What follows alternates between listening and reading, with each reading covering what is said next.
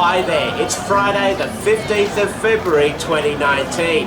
I'm Steve Towers. Welcome to ITV, coming to you today from Chinatown in Singapore. Let's get started.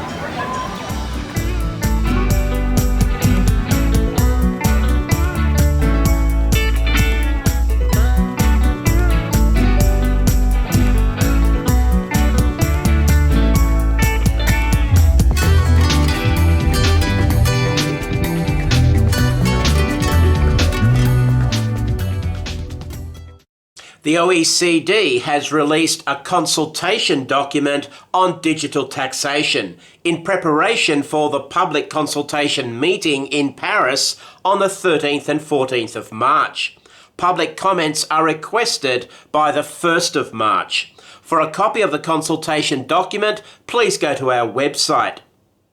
The consultation document elaborates on the 2 pillars and 4 proposals which were described in the Inclusive Frameworks policy note released on the 29th of January. Here's a quick reminder of those pillars and proposals. The consultation document is well worth reading. Please bear in mind, however, that it's a work in progress. It does not represent the consensus views of the OECD or the Inclusive Framework. Let me take you through the highlights.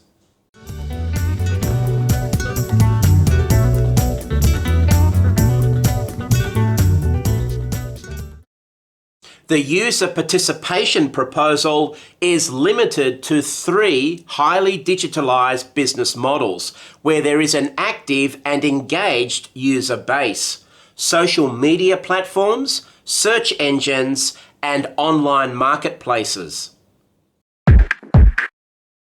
In contrast, the marketing intangibles proposal would not be intended to apply only to a subset of highly digitalised businesses. Instead, it would have a wider scope in an effort to respond to the broader impact of digitalisation on the economy. For example, the marketing intangibles proposal would apply to a consumer product business not traditionally thought of as a highly digitalised business, operating either remotely or through an LRD structure. The proposal contemplates that changes to the profit allocation and nexus rules for highly digitalised businesses would need to apply equally to similarly situated structures utilised by traditional consumer businesses. However, the marketing intangibles proposal would apply to a particular market jurisdiction only where the business has actively developed the marketing intangibles in that jurisdiction. It would not apply in a market jurisdiction where there is merely favourable demand conditions. The document says this: the proposal is intended to be consistent with the principle of allocating profit based on the value creation by firms, in that this positive attitude in the minds of customers is created by and the customer information and data is acquired through the active intervention of the firm in the market. It is thus different from favourable demand conditions in the market jurisdiction that exist independent of the actions of the firm, such as the existence of a stable population benefiting from a successful economy that provides them with the financial means to be able to buy the relevant product. While these aspects of demand obviously have economic relevance, they are not relevant for the allocation of a firm's profits under the general tax framework, which is based on how different activities by the firm contribute to its profits.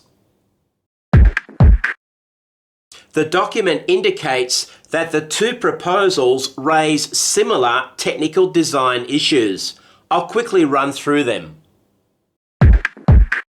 The document recognises that both proposals would need to be limited to businesses in which the contribution of marketing intangibles and/or user participation to the production of income is substantial. This could be determined, for example, through the use of some materiality thresholds. For example, cost ratios, size of customer and user base, or other metrics. And exclusions. For example, de minimis rules, exemptions of certain industry sectors, exclusion of commodities. Both proposals involve profit splitting for global groups. More about that in a moment. The document suggests that it might be more appropriate to split profits on a business line basis instead of the total profits for the group across all business lines. However, a business line approach would raise significant data availability and administration issues, which could increase complexity and uncertainty. For both proposals, the profit to be allocated to user or market jurisdictions would be determined by working from the group's global profit, either in regard to a particular business line or across all business lines. A residual profit split approach would then be used. The document describes this approach in 3 steps. 1. The determination of the total or combined profits to be split. 2. The identification of the residual, that is, non-routine portion of this total or combined profits by subtracting the returns allocable to routine functions. And 3. The determination of the portion of the residual profit to be reallocated. The document points out that it might be a residual loss to be reallocated, which might concern some user or market jurisdictions. It says this: the application of these 3 steps would not necessarily produce a positive amount of non-routine or residual profit. That is, where the sum of routine profits is greater than the actual total profit of the M&E group or business line. One possible approach would be to apply the proposals similarly to non-routine losses, in which case the portion of these negative amounts attributable to marketing intangibles or user contribution should also be reallocated. The residual profit or loss would be allocated to specific user or market jurisdictions based on a formula. The document says the profit or loss to be reallocated to the relevant user or market jurisdictions must be apportioned based on an agreed allocation metric. This metric would need to be a reasonable proxy for the relative value created in each jurisdiction and be administrable by taxpayers and tax authorities alike. In order to reduce the risk of economic double taxation, the document firstly indicates that changes would need to be made to Article 9(2) of double tax treaties to accommodate adjustments to profits allocated to group members under the proposals. And secondly, states that stronger dispute prevention and resolution protections would be needed. The document recognises that new nexus rules would be required to implement the 2 proposals. As the document says, the essential task would be to provide user or market jurisdictions with the right to tax the additional income, even if the entity earning that income would have no taxable presence under the existing treaty principles. And of course, apart from treaties, the domestic laws would need to be amended in a similar way. The document refers to a number of administrative issues, such as the determination of which legal entity within the group will be the relevant taxpayer and the risks of non-compliance. As already mentioned, dispute prevention and resolution protections. collection of data by tax authorities, and possible use of a withholding tax mechanism.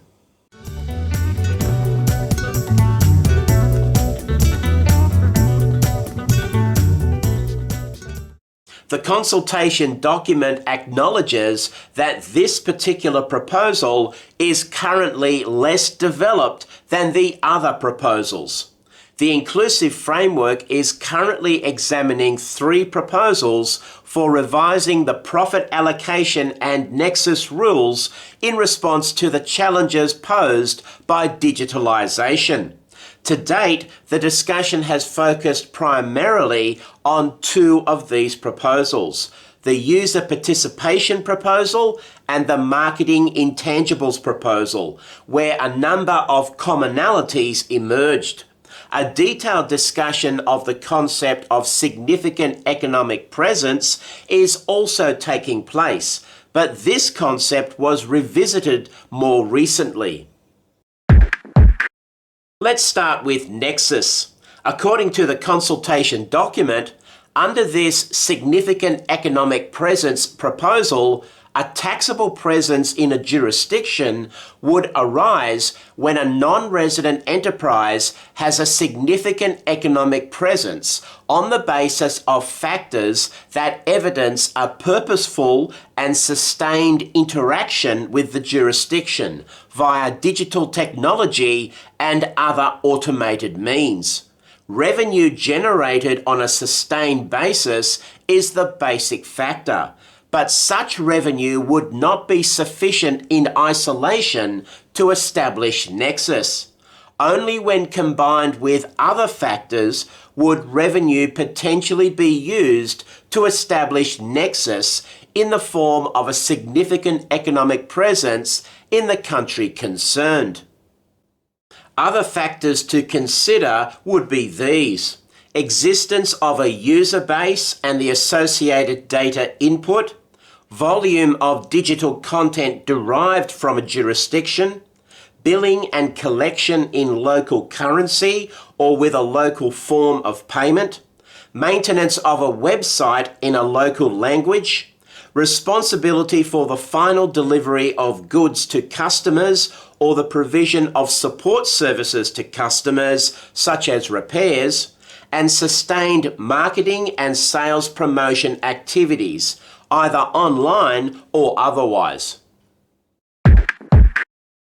The document indicates that the allocation of profit to a significant economic presence could be based on a so-called fractional apportionment method rather than a residual profit split approach.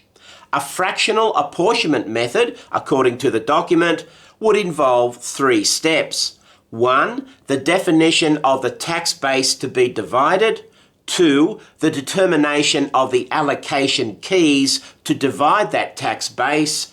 And 3. The weighting of these allocation keys. The document says this: the tax base could be determined by applying the global profit rate of the M&E group to the revenue, sales, generated in a particular jurisdiction. The tax base would be apportioned by taking into account factors such as sales, assets, and employees. In addition, this proposal contemplates that for those businesses for which users meaningfully contribute to the value creation process, users would also be taken into account in apportioning income. Now, to be honest, I don't fully understand this paragraph, but as I noted earlier, the inclusive framework is currently undertaking a detailed discussion of this proposal.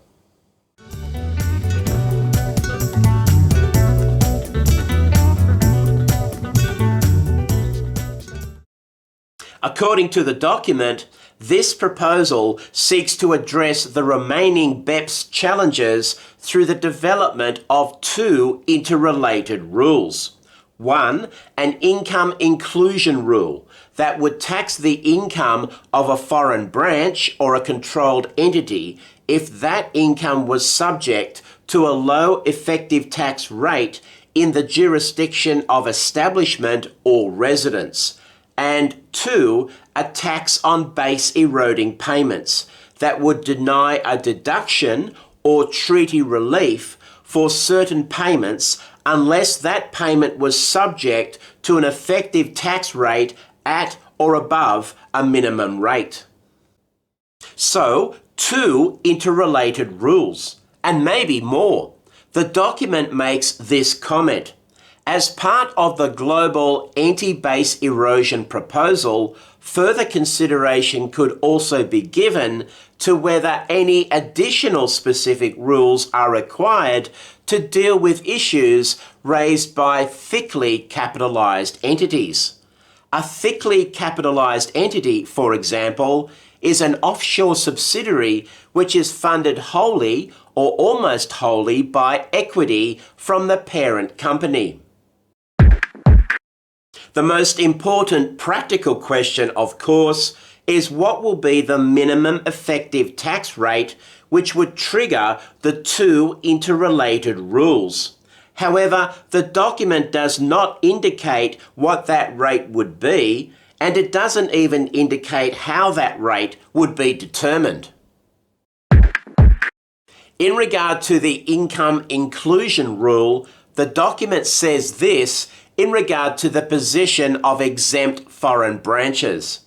In the case of exempt foreign branches, the income inclusion rule would operate by way of a switchover rule that would turn off the benefit of an exemption for income of a branch and replace it with the credit method, where that income was subject to a low effective tax rate in the foreign jurisdiction. The second of the 2 interrelated rules, the tax on base eroding payments, is actually itself 2 rules, which I will call subsidiary rules. An undertaxed payments rule that would deny a deduction for a payment to a related party if that payment was not subject to tax at the minimum rate, and a subject to tax rule in tax treaties that would grant treaty benefits only if the item of income is sufficiently taxed in the other state. The interaction between these 2 subsidiary rules is explained in the consultation document. The effective tax rate test in the undertaxed payments rule would take into account any withholding tax imposed on the payment, including as a result of the denial of treaty benefits under the subject to tax rule. In case your head is spinning with all these rules, here is a quick recap of the rules under the Global Anti-Base Erosion Proposal. There are 2 main rules: Income Inclusion Rule and Tax on Base Eroding Payments. These 2 main rules are alternatives. They won't both apply.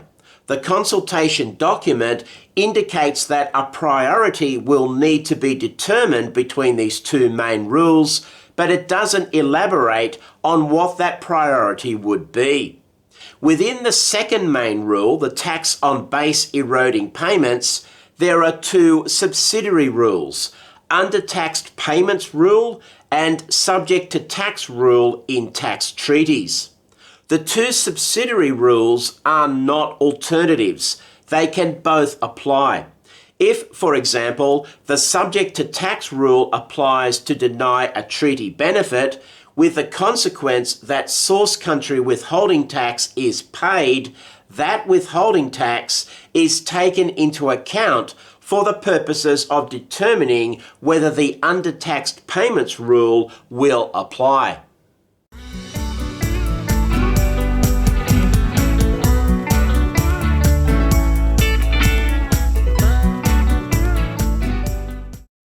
The OECD has issued 2 new BEPS peer review reports. The first is on BEPS Action 6 in regard to preventing treaty abuse.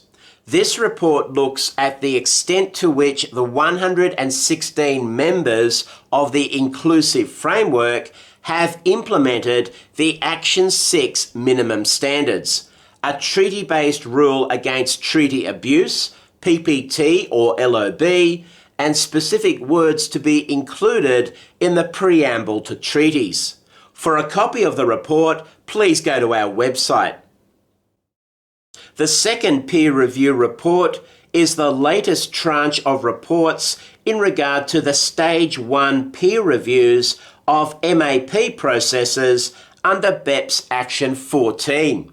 This tranche of reports covers the fifth batch of jurisdictions: Estonia, Greece, Hungary, Iceland, Romania, Slovak Republic, Slovenia, and Turkey. So there's 8 reports in all, one for each of these jurisdictions. You can find all of these reports at our website. The UN Tax Experts Committee has released the report of its 17th session, which occurred in October 2018. My eyes went immediately to the section on royalties and the issue of in what circumstances software payments should fall within the definition of royalties in Article 12. No real progress has yet been made on this issue, but the report does contain this interesting comment. Some committee members also suggested that an alternative approach could be to provide for taxation of software payments in the source state independently from their classification as royalties, given the increasing importance for developing countries of preserving their taxing rights over those payments. For a copy of the report, please go to our website.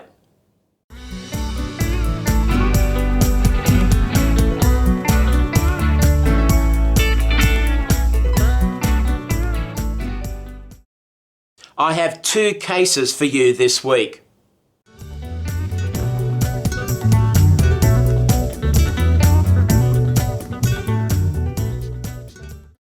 The first case is a decision of Denmark's Supreme Court in a transfer pricing case concerning Microsoft. Here are the relevant facts. The taxpayer is Microsoft Denmark. Microsoft Denmark provides marketing services to Microsoft Ireland, which is the group's software distribution company in the EMEA region. Microsoft Denmark is strictly a service company. All license contracts are between Microsoft Ireland and the customers.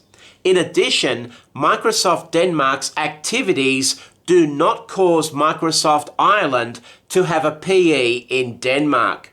Microsoft Ireland has 2 types of customer in Denmark. The first is Danish original equipment manufacturers. Microsoft Ireland licenses software to the Danish OEMs. This is shown as Type 1 in the diagram. The Danish OEMs then install the software on the computers they manufacture. The other customers are Danish retail dealers. Microsoft Ireland licenses software packages to the retail dealers, Type 2 in the diagram. The retail dealers then distribute the packages to Danish end users.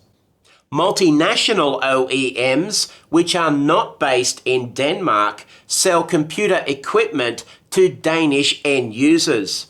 That computer equipment contains pre-installed Microsoft software pursuant to software licenses granted to the multinational OEMs by Microsoft US, license Type 3 in the diagram. For its marketing services to Microsoft Ireland, Microsoft Denmark is paid a fee which has a commission component. It was this commission which was the focus of the dispute in the case. But interestingly, the dispute was not over the commission rate. Instead, it was over the base for the commission calculation. Specifically, the issue was this: should Microsoft Denmark's commission be calculated only on software licenses Type 1 and Type 2?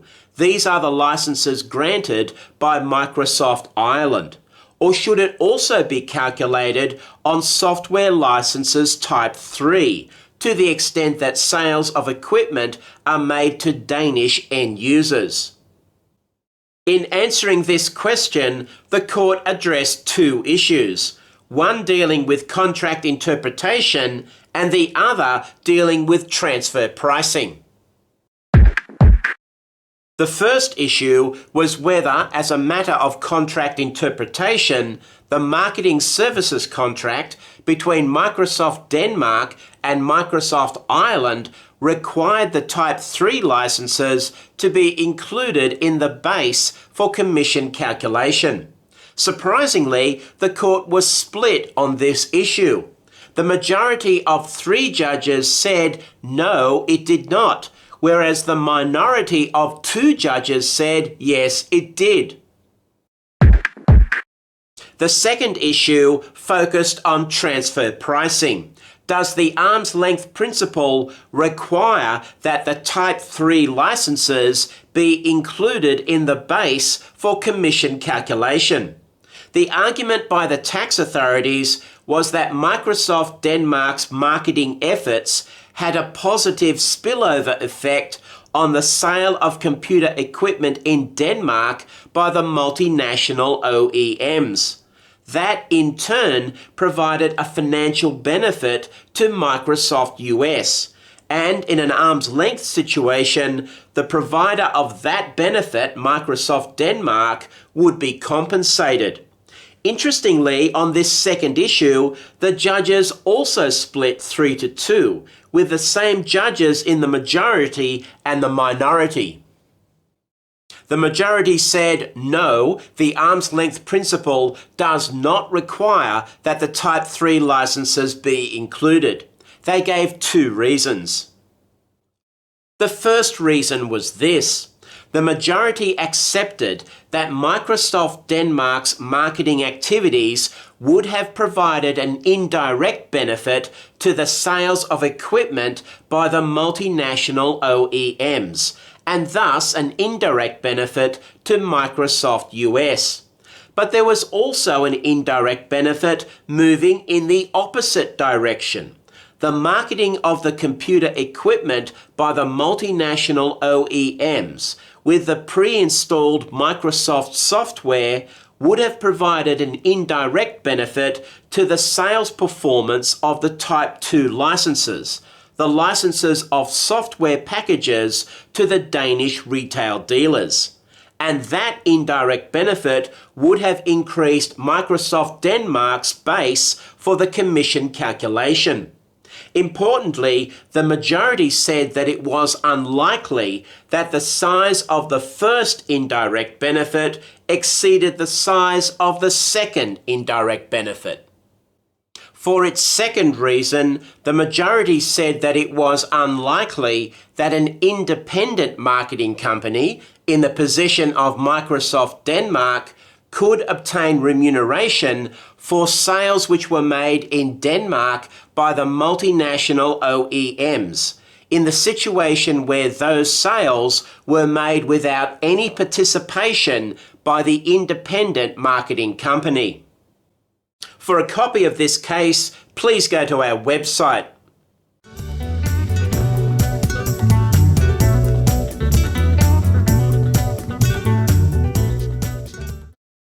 The second case comes from Belgium.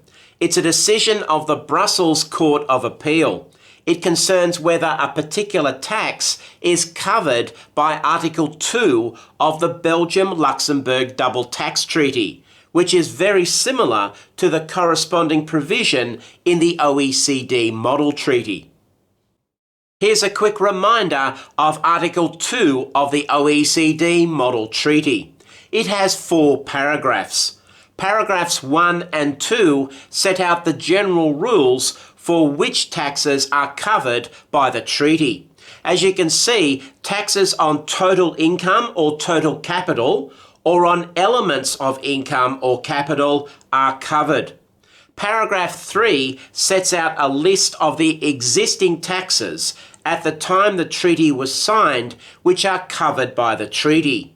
The accepted interpretation is that a tax which is described in paragraph 3 is covered by the treaty, regardless of whether it satisfies the general rules in paragraphs 1 and 2. And then we have paragraph 4, which is concerned with taxes which are imposed after the date of signature of the treaty. Such new taxes are covered if they are identical or substantially similar taxes which are imposed in addition to or in place of the existing taxes. The accepted interpretation is that the benchmark for testing whether a new tax is identical or substantially similar is the list of existing taxes in paragraph 3. The particular issue in this case, which I find interesting, is how Article 2 deals with new taxes. The tax authorities argued that a new tax to be covered by the treaty must satisfy the identical or substantially similar taxes test in paragraph 4. In other words, unless the new tax is identical or substantially similar to an existing tax which is listed in paragraph 3, it's not covered by the treaty, regardless of whether it satisfies the general rules in paragraphs 1 and 2. The court rejected that argument. A new tax is covered by the treaty if it satisfies the general rules in paragraphs 1 and 2, or if it satisfies the identical or substantially similar taxes test in paragraph 4.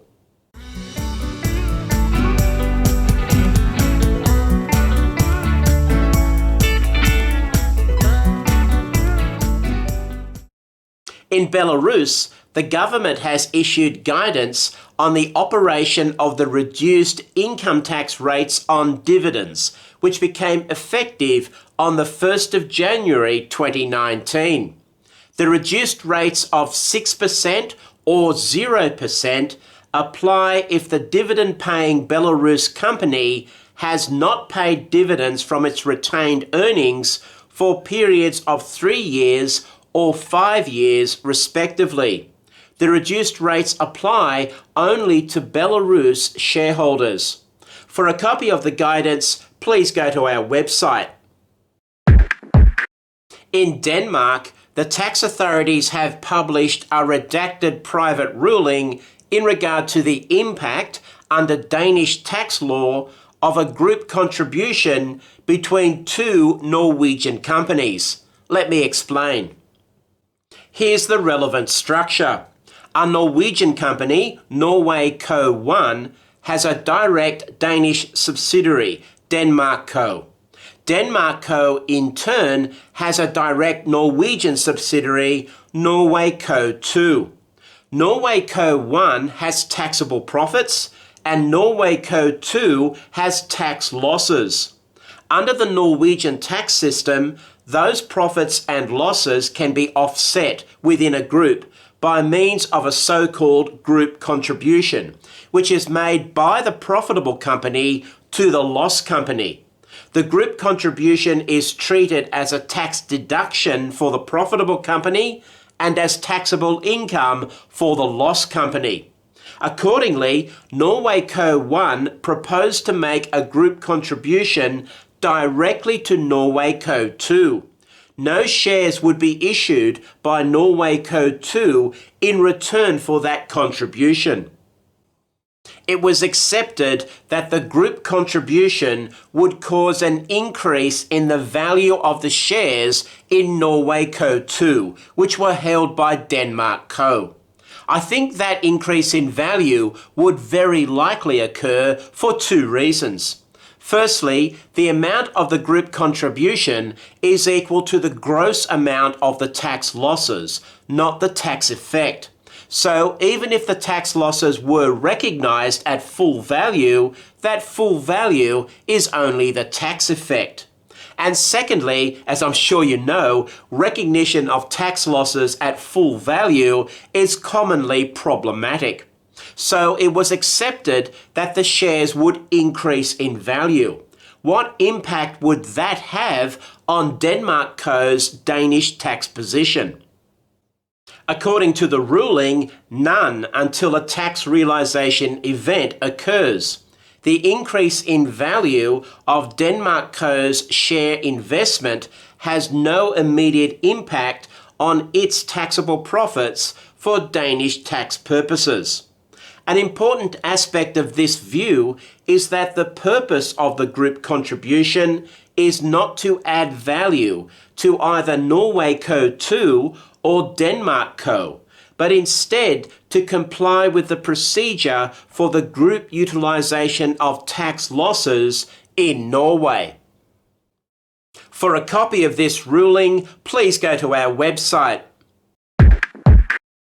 Well, the EU General Court didn't provide a good Valentine's Day gift for Margrethe Vestager.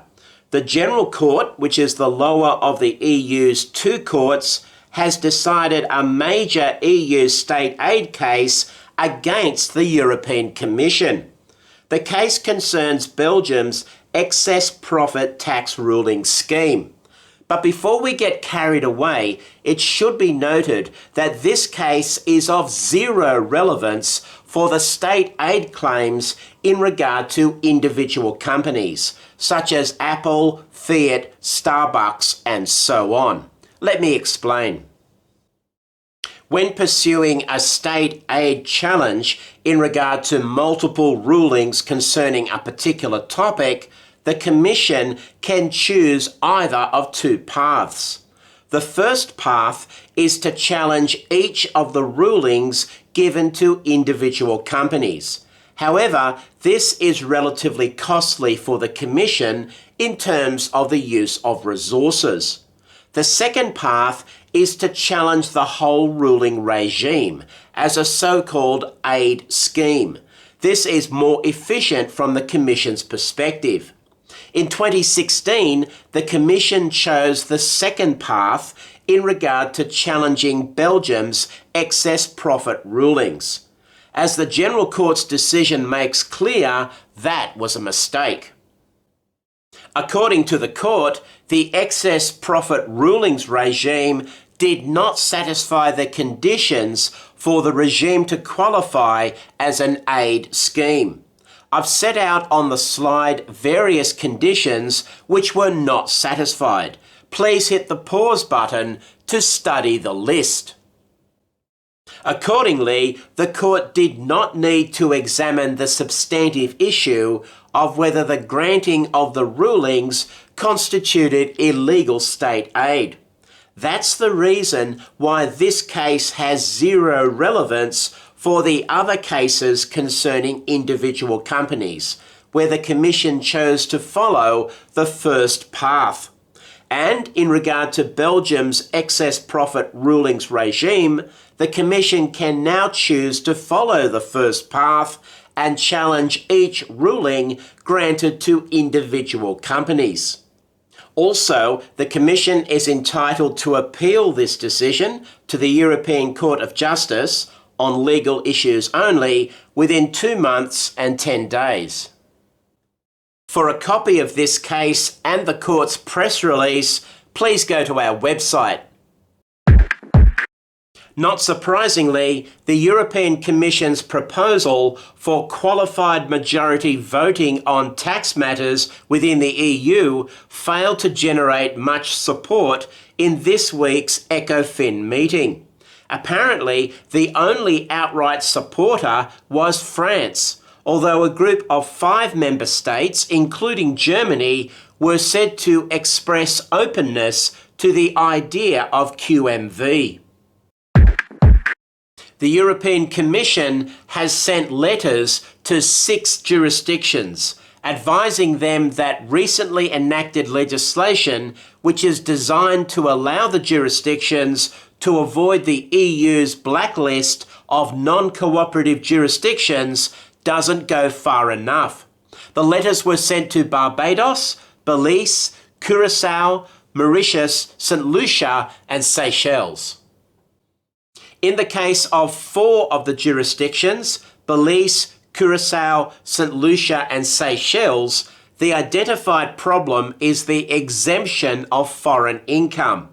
With Mauritius, the Commission pointed to the partial exemption system. And with Barbados, the Commission doesn't like its very low tax rates without any substance requirements. You might remember that in ITB on the 7th of December, I foreshadowed that the low tax rates might cause Barbados to be labelled as a nil or only nominal tax jurisdiction by the OECD's inclusive framework and be expected to introduce substance requirements. Now it's the European Commission which has pointed the finger. It will be interesting to see how the Barbados government reacts. For a copy of the 6 letters, please go to our website. In Germany, the government has issued guidance in regard to the decision of the European Court of Justice in September 2018 in the EV case. You might remember that I covered that case in ITB on the 21st of September. The court decided that Germany's participation exemption conditions under the trade tax rules breach the EU's free movement of capital. For a copy of the guidance, please go to our website. In Italy, the Supreme Court has issued a perplexing decision in regard to the EU Parent-Subsidiary Directive. A Luxembourg company, Luxco, held 10% or more of the shares in an Italian company, Italyco. Accordingly, under the Parent-Subsidiary Directive, the 2 companies were parent company and subsidiary respectively. Italyco paid a dividend and deducted dividend withholding tax. Luxco applied for a refund of the full amount of the withholding tax under the Parent-Subsidiary Directive.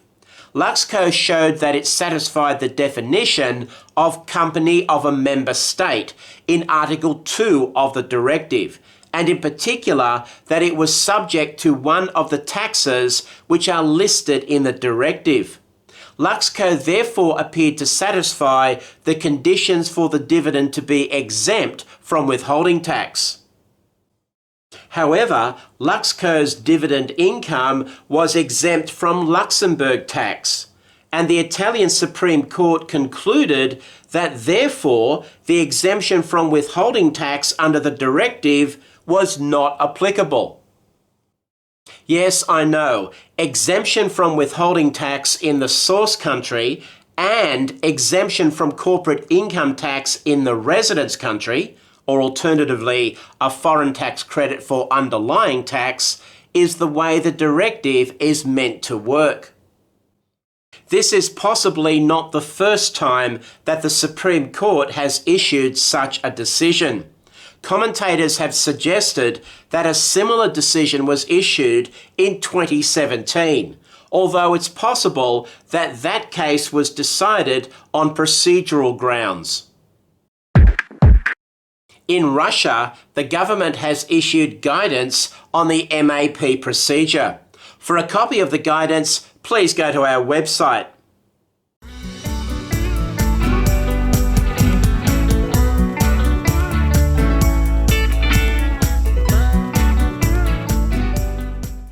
In Egypt, the government has issued a decree which requires that non-resident companies with a representative office in Egypt must convert the rep office to a company or a branch within 3 years from the date the rep office was registered. There's an exception for banks. In Morocco, the tax authorities have issued guidance on APAs. For a copy of the guidance, please go to our website. And in South Africa, the tax authorities have issued draft guidance on Section 9C, which deems the amount derived from the disposal of specified shares held for at least 3 years to be of a capital nature. For a copy of this draft guidance, please go to our website.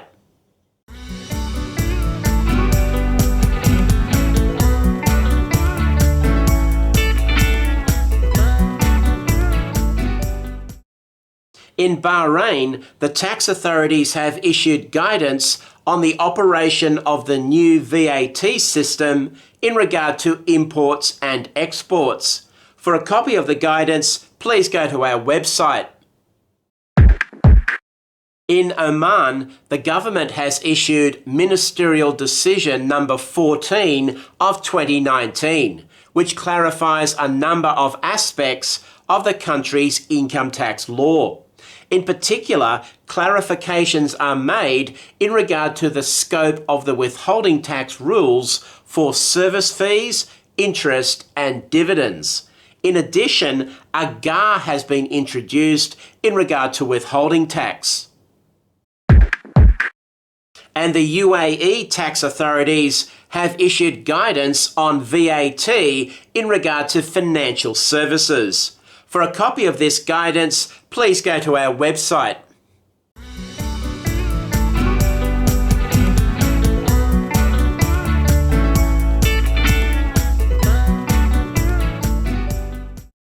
And now for this week's treaty developments. We've had 1 treaty signed and 3 treaties enter into force.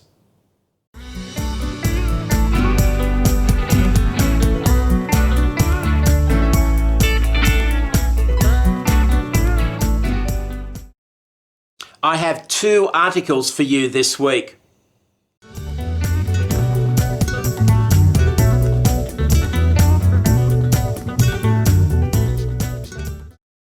The first article is called ECJ Judgment in Hamamatsu Case, an abrupt end to interaction between transfer pricing and customs valuation. It's written by Michael Friedhoff and Martin Skippers, and it's published in the EC Tax Review. As the name indicates, this article reviews the December 2017 decision of the European Court of Justice in the Hamamatsu case. You might remember that I covered this case at the time in my previous video podcast series. The case concerns the relationship between transfer pricing and, in particular, retroactive price adjustments in order to comply with an APA-approved transfer pricing policy and the customs value of imported goods for customs duty purposes. Although this is a very important issue, the court's judgment, unfortunately, is not clear. The authors write this: the case essentially concerns the question of whether the customs value of goods imported into the EU can be determined on the basis of intercompany transfer prices which are adjusted retroactively. The Court of Justice appears to have answered this question in the negative. In fact, the decision is so unclear that the authors identify 3 possible interpretations of the decision and reject a 4th. For such an important topic, a most unsatisfactory state of affairs.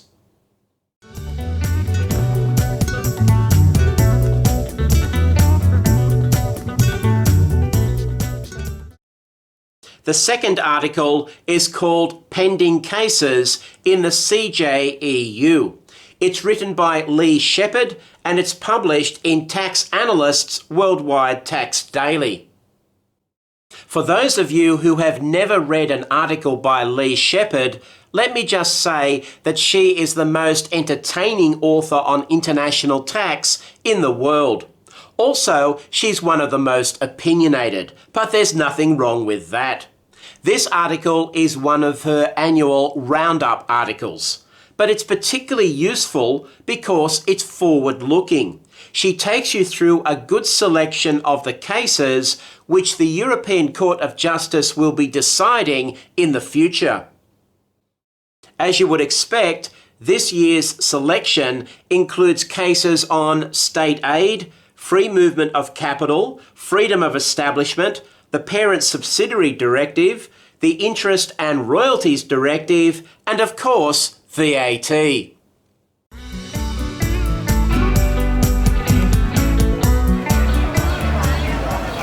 Well, that's the way it is this Friday, the 15th of February 2019. I'm Steve Towers. Have a great weekend.